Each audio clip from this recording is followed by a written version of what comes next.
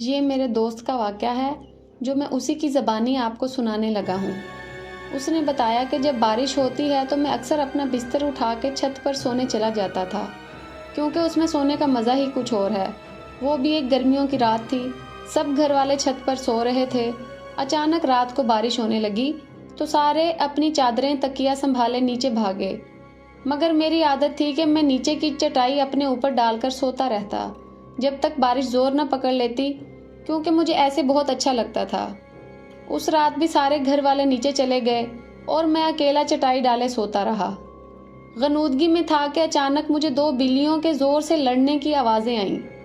لڑتے ہوئے ان کی آوازیں بہت بری لگ رہی تھیں۔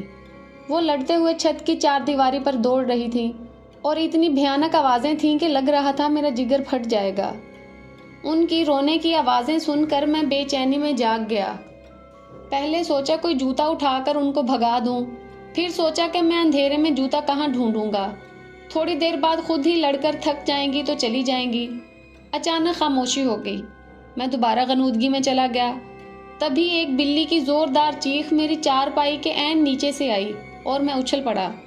میں نے چارپائی کے نیچے جھانکا مگر وہاں کچھ نہیں تھا۔ ادھر ادھر نظر دوڑائی مگر وہاں بھی کچھ نہیں تھا۔ میں نے سوچا کہ شاید میرے اٹھتے ہی اس نے ساتھ والے گھر میں چھلانگ مار دی ہو۔ میں نے جوتا اپنے پاس رکھ لیا کہ اب اگر آئے تو اس کو نہیں چھوڑوں گا۔ میں دوبارہ لیٹ گیا اور خود کو پرسکون کرتے کرتے تھوڑی دیر بعد دوبارہ نیند میں چلا گیا۔ آنکھ تب کھلی جب بلی کے غرانے کی آواز میں نے اپنے چارپائی کے سیدھی طرف سے محسوس کی۔ اس کی گراہٹ پوری چھت پر پھیل رہی تھی۔ میں نے آہستہ آہستہ اپنا ہاتھ جوتے کی طرف بڑھایا اور اس کو مارنے کے لیے اٹھا۔ دیکھا تو وہاں کچھ بھی نہیں تھا، لیکن وہ گراہٹ اب مجھے اپنے بائیں طرف سے آ رہی تھی۔ میں اچانک بائیں طرف پلٹا تو وہی آواز مجھے دائیں طرف سے آنے لگی۔ اب وہ آواز کبھی دائیں طرف، کبھی بائیں طرف، کبھی پیچھے سے اور کبھی آگے سے آنے لگی۔ کبھی دور ہو جاتی اور کبھی قریب سے آنے لگتی۔ اچانک شدید ڈر میرے بدن میں دوڑ گیا۔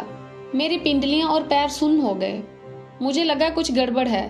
اچانک میری نظر پڑی تو ایک سیاہ بلی دیوار پر بیٹھی سرخ آنکھوں سے مجھے گھور رہی تھی۔ اس کی آنکھیں انگاروں کی طرح دہک رہی تھیں۔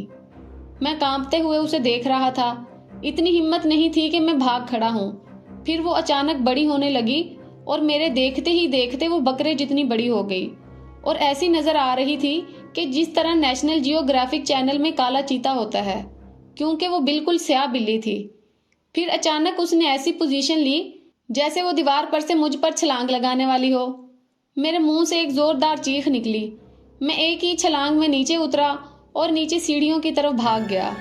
میری چیخ اتنی بلند تھی کہ میری امی ابو اور بڑا بھائی صحن میں آ گئے اور میں سیڑھیوں سے نیچے آتے ہی گر کر بے ہوش ہو گیا۔ مگر پریشانیاں ختم نہ ہوئیں۔ کچھ دنوں تک مجھے ڈراؤنے خواب آتے رہے۔ مجھے وہی بلی نظر آتی جو کبھی میرے نرخرے پر دانت گاڑے ہوئے ہے، کبھی وہ میرا خون چاٹ رہی ہوتی۔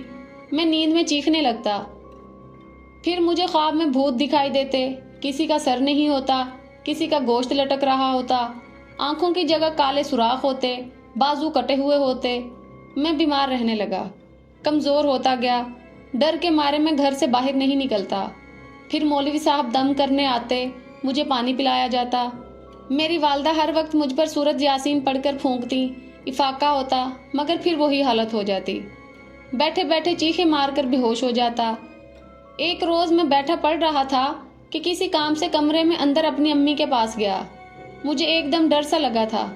میں اپنی امی کے پاس گیا کہ وہ مجھ پر کچھ پڑھ کر پھونک دیں۔ میری امی میری طرف پیٹھ کی الماری کھولے کپڑے طے کر رہی تھی۔ میں نے امی کو پکارا مگر انہوں نے مجھے کوئی جواب نہیں دیا۔ میں ان کے قریب گیا اور ان کو میں نے زور سے آواز دی تو انہوں نے مجھے مڑ کر دیکھا، مگر وہ میری والدہ نہیں تھی۔ وہ خوفناک شکل کی عورت تھی۔ اس کا رنگ تانبے جیسا تھا، آنکھیں اس کی سرد اور منہ کا دہانہ بڑا تھا۔ وہ ہاتھ پھیلائے ہنسی چلی جا رہی تھی اور مجھے اپنی طرف بلا رہی تھی۔ اس کے دانت چمک رہے تھے۔ میں تو پہلے ہی ڈر کے اپنی والدہ کے پاس کچھ دم کروانے آیا تھا۔ اس عورت کی شکل دیکھی تو وہیں بے ہوش ہو گیا۔ جب ہوش آیا تو مولوی صاحب میرے سرہانے بیٹھے کچھ پڑھ رہے تھے۔ میرے ابو شدید پریشانی میں بیٹھے تھے۔ مولوی صاحب کے پوچھنے پر ان کو میں نے ساری بات بتائی تو وہ سوچ میں پڑ گئے۔ پھر اس طرح کے واقعات میرے علاوہ میرے گھر کے دوسرے افراد کے ساتھ بھی پیش آنے لگے۔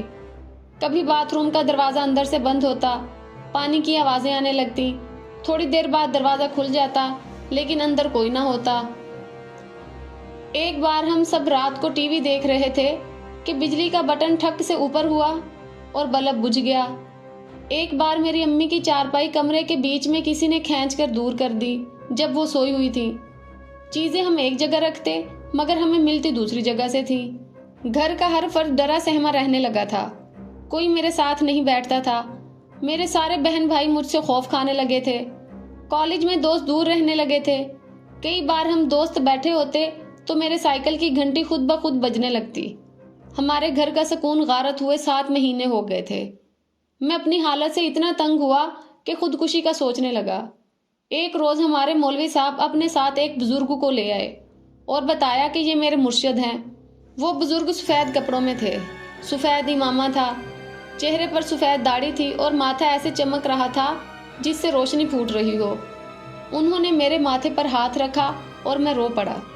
میرے والد صاحب نے سارے واقعات ان کو بتائے اور وہ سکون سے بیٹھے سن رہے تھے۔ ان کے ہونٹوں پر ایسی مسکراہٹ تھی اور اتنا سکون تھا اور چہرے پر اتنا نور تھا کہ دل کرتا تھا کہ ان کو دیکھتے ہی رہیں۔ انہوں نے میرے والد صاحب کے ساتھ سارے کمروں کا جائزہ لیا، چھت پر جا کر ایک ایک کونا دیکھا اور ساتھ والوں کی چھتیں دیکھیں۔